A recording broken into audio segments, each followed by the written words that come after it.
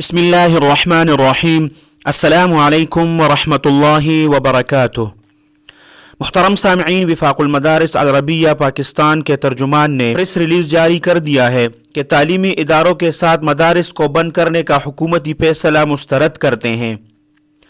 محترم سامعین، ترجمان وفاق المدارس العربیہ پاکستان نے پریس ریلیز جاری کر دیا کہ جتنے بھی مدارس وفاق المدارس العربیہ پاکستان کے تحت ہیں وہ کھلی رہے گی، اور الحمدللہ تمام مدارس میں اس فیس کا نظام بہت بہترین ہے۔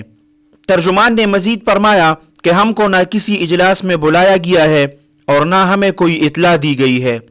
اگر حکومت ہمارے ساتھ مشاورت کرتی تو ان کے بعد ہم وفاق المدارس العربیہ پاکستان کے مجلس شورا بلاتے، پھر غور کرتے، لیکن حکومت نے نہ ہمارے ساتھ کوئی مشاورت کی ہے اور نہ ہمیں کسی اجلاس میں بلایا ہے۔ اسی وجہ سے وفاق المدارس عربیہ پاکستان کے تحت تمام مدارس کھلی رہیں گی۔ اللہ سبحانہ و تعالی آپ سب کو اپنے حفظ اور امان میں رکھے، اپنے خصوصی دعاؤں میں یاد رکھے۔